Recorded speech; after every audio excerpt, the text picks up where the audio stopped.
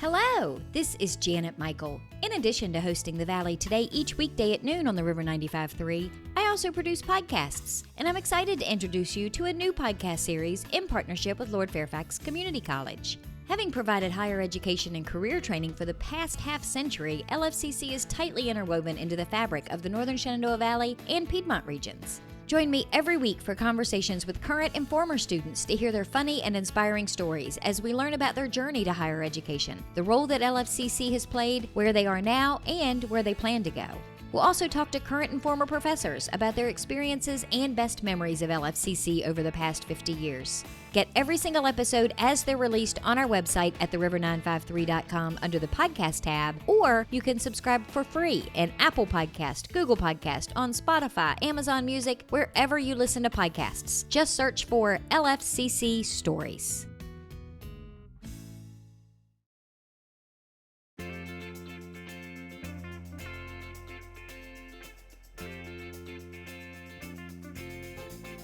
Hello, and welcome to The Valley Today. I am your host, Janet Michael. Happy Thursday. As you are listening to the show today, we have pre-recorded our very important conversation with Dan Cronin. He is Programs and Services Manager with the Alzheimer's Association National Capital Area Chapter. And Dan, this is a really important topic. I met Sonia a few weeks ago on a Friday coffee break conversation with the Front Royal Chamber of Commerce, and she was talking a little bit about what your organization does. And it just suddenly dawned on me, this is going to be a bigger deal than a lot of people realize coming out of this pandemic. So thank you for taking some time to have this important conversation with me about Alzheimer's. Well, Janet, it's my pleasure to be here today. Thank you for having me. So let's start with that. We were chatting a little bit before we started recording for the radio show, and I was saying how I was concerned that because we've been separated and isolated for so long, and now vaccines are becoming much more readily available, a lot of people are traveling to see their parents, their grandparents. They're probably going to notice some things that they didn't notice before. How prevalent is this disease? Well, it's very prevalent indeed. Actually, some statistics. According to the Alzheimer's Association, the 2021 Alzheimer's Disease Facts and Figures report, more than 6 million Americans that are over the age of 65 are living with the diagnosis of Alzheimer's disease. By 2050, that number might grow to a projected whopping 12.7 million. So we're looking at more than double than what we have today. And that's barring the development of any medical breakthroughs that may prevent or slow or cure Alzheimer's. Right now, all of the known medications that we have available are really here to help to mitigate symptoms and provide symptom relief, but they don't actually slow down the progression of the disease. You mentioned diagnosed cases. I'm guessing that's probably the biggest stumbling block, because I think sometimes people get confused and they lump getting old or dementia in with Alzheimer's, and they are all very different things. They are different. And interestingly enough, many people do confuse the two. I know that I used to confuse dementia and Alzheimer's before getting clarity. So dementia actually is not a specific disease. It's actually a term that is a classification of different symptoms. And there's many different types of dementia that exist. Alzheimer's disease is one type of dementia, and it is by far the most prevalent type of dementia. About 60 to 80% of all dementias are actually diagnosed as Alzheimer's disease. So it is the most prevalent type of dementia, but there are other dementias. There's also something known as age-related cognitive impairment or age-related memory decline. This is also a distinction. This is different from a diagnosis of dementia such as Alzheimer's. This is not in and of itself a disease. And so there has to be this distinction between the three because they are often confused with one another. And a diagnosis is very important. I remember my grandmother, everybody always said, oh, she has Alzheimer's, but she was never actually diagnosed with that illness. It's just kind of become this term that we hang on the hat of our senior citizens when they can't remember things. And it really does need to be clarified a little bit more, like you just did. It does. I mean, it really does because as we age, it's normal to at some time or another become forgetful, and at really any age, we can become forgetful. But that absolutely does not mean that we have a specific disease or will develop a specific disease. Alzheimer's disease, it's very important to know that it's not a normal part of aging. So Alzheimer's disease, even though it is prevalent, it is not a normal part of aging. And actually, scientists have identified specific factors that increase the risk of developing Alzheimer's. The most important risk factors are actually family history, hereditary, and most prominently, actually age is the most important risk factor. There is a lot of research that's going on right now into this disease. There's a tremendous amount of research going on into the causative factors, into potential treatment strategies, and into lifestyle factors. There is a lot more research lately that lifestyle factors play a very important role in keeping our bodies and brains healthy as we age. There's more and more evidence to show that adopting healthy lifestyle strategies, such as a healthy diet, we recommend the Mediterranean diet that has a number of different vegetables and fruits and different colorful fruits and vegetables that provide many different health benefits. Another pillar of good health is exercise, physical activity. We don't have to run a marathon, but start small and work your way up. And a third pillar is social engagement, which we all know has been very challenging this last year, but slowly but surely we're getting back to normalcy. Social engagement is very important for keeping our bodies and brains healthy.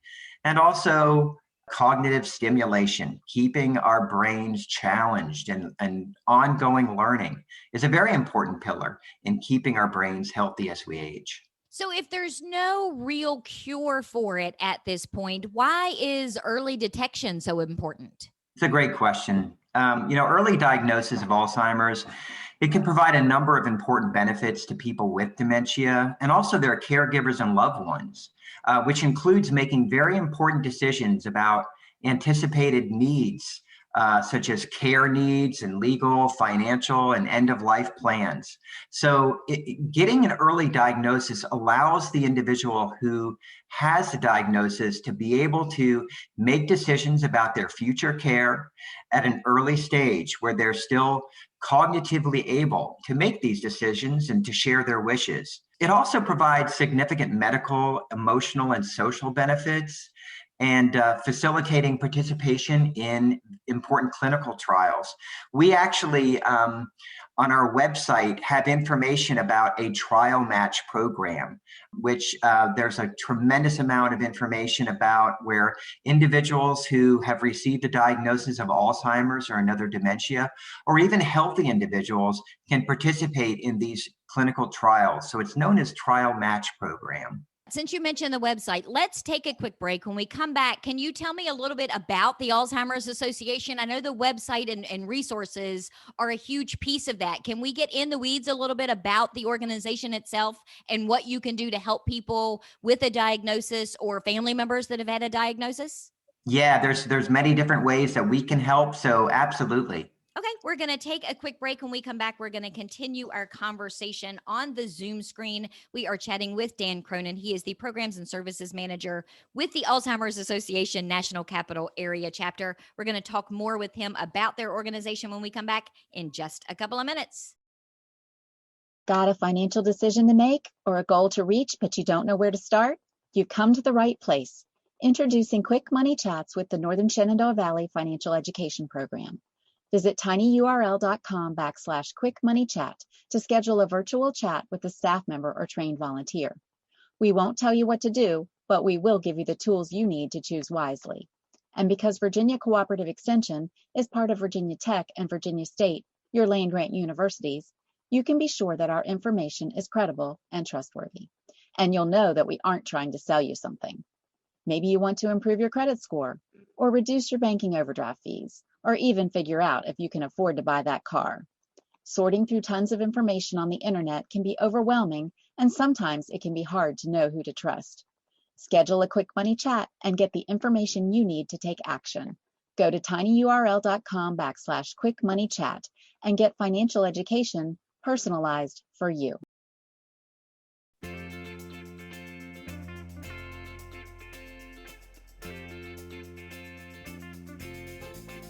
Welcome back to the Valley today. I am your host, Janet Michael. Happy Thursday. As you are listening to the show today, we, of course, have pre-recorded our conversation. We are chatting with Dan Cronin. He is the Programs and Services Manager with the Alzheimer's Association National Capital Area Chapter. And Dan, we talked in the first segment a lot about the Alzheimer's diagnosis and symptoms and the importance of early detection.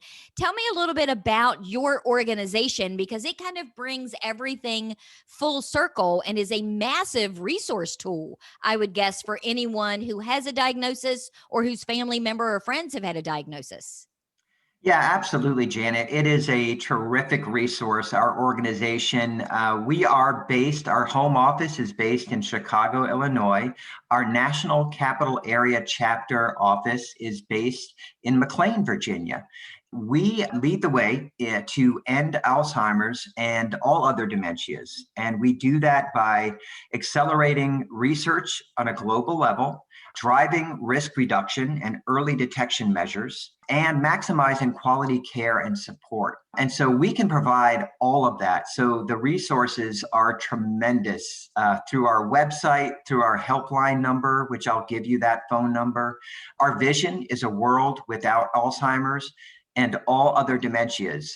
That actually used to be specifically to Alzheimer's disease, but we've changed. Right now, the prevalence of other dementias is widespread. So our vision truly is a world without Alzheimer's and all dementias. And I think sometimes we think about your organization as that resource. Where can I go to find out warning signs? Where can I go to see a list of doctors that may specialize in the treatment of this sort of thing? Where can I go to get information on the drug trials that you mentioned earlier? But you guys put your money where your mouth is. I mean, you do fundraising and actually do fund a lot of research to try and find a cure to this. We do. We fund a tremendous amount of research, and there's a lot of information about the research that we fund on our website, which is the www.alz.org. We are the largest nonprofit funder of Alzheimer's research. The Alzheimer's Association is committed to accelerating the global progress of new treatments, preventions, and ultimately a cure. And it's exciting. It's a very exciting time because there are new treatments that are being researched right now, and they're currently in phase 1, 2, and 3 trials. There are some new medications that are being researched right now that actually may show promise in slowing down some of the progression of the disease. So it is truly groundbreaking, and it's unprecedented. The current medications that we have that are prescribed are available, as I mentioned before, to help relieve symptoms. And while that may look like it might be slowing down the progression, they're not. The medications available right now are for symptom relief. But there is a tremendous amount, as I mentioned, of research. Right now, over $235 million is being invested in over 600 different projects in over 39 countries. So a tremendous amount of research. And as I mentioned, if you want to learn more about the research that's being done in the areas of diagnosis and treatment, our website has that. If you go onto the alz.org/research, you'll find a tremendous amount of information. You mentioned this is a global organization. Your office is based out of McLean. How does some of this stuff filter down to our local communities, particularly here in the Shenandoah Valley? That's a great question. So our chapter, the National Capital Area chapter, is actually one of 70 chapters across the country. We serve all of Northern Virginia, suburban and Southern Maryland, and the District of Columbia. So we serve the Shenandoah Valley and Winchester area, and we're looking forward to providing a great deal of support to this area within Virginia. Our key part of our mission is to enhance care and support for all those affected by Alzheimer's. So the individual with a diagnosis or potentially a diagnosis, family members, community members, we're available. We have a helpline which is staffed 24 hours a day, 7 days a week, all year round. And that number is 800-272-3900. It's staffed by clinicians. It's available for resources and for information, care consultations, information about our support groups. There are support groups in the Northern Virginia area that people can join. Right now, we're conducting those virtually. So people can do those via Zoom from the comfort of their own homes. And early stage programs and educational programs. As program manager, I oversee all of the educational programs throughout Northern Virginia, and those are being held virtually via Zoom as well. And people can find out more about our programs by visiting our website or calling that helpline number to inquire about programs. You were telling me before we started recording for the radio show that you have a 10 warning signs Zoom that's coming up next week. As people are listening to this on the 6th, it's happening on May 11th at 2 p.m. Can you give me the details for that? Yeah, sure. So we have a number of different educational programs that all focus on different topics surrounding Alzheimer's and dementia. And this program is Know the 10 Warning Signs. So the program goes through the list of most common warning signs. One of, as many people know, one of the most common warning signs is memory loss, especially with recent memory and having very significant memory loss episodes. But there are a host of different potential warning signs. And so we're going to be going over that as an education program via Zoom. As you mentioned, Janet, it's going to be on May 11th, which is a Tuesday at 2 p.m. This is open to the community, and it's a special focus for the community in Winchester and surrounding areas. So all are welcome to come. If you're interested, please call our helpline number to get more information about how you can register for this program. Again, the number is 800-272-3900. Or you can go to our website, the www.alz.org, to get information about this program on May 11th or other programs that are coming up as well.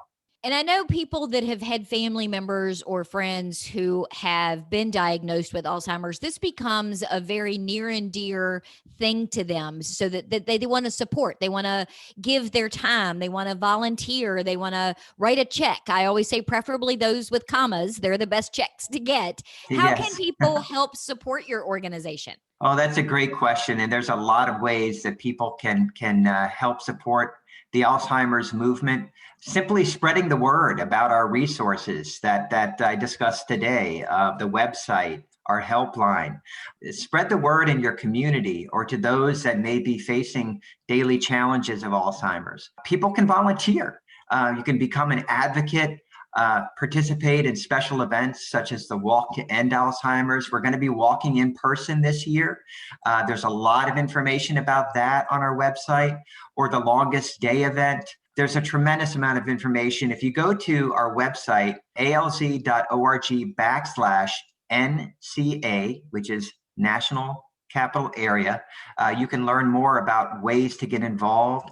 We need community educators. These are volunteers that help us deliver these educational programs, such as the one that we're going to do on May 11th. We need support group facilitators, which are very special volunteers that help facilitate and guide our support groups throughout the region. So there's many ways that people can get involved with the Alzheimer's Association. And support groups are incredibly important because, from my understanding, Alzheimer's is a very lonely disease. It feels like a very lonely disease, and nobody should go through this by themselves, whether it's happening to them or to a family member. There is help out there through your organization.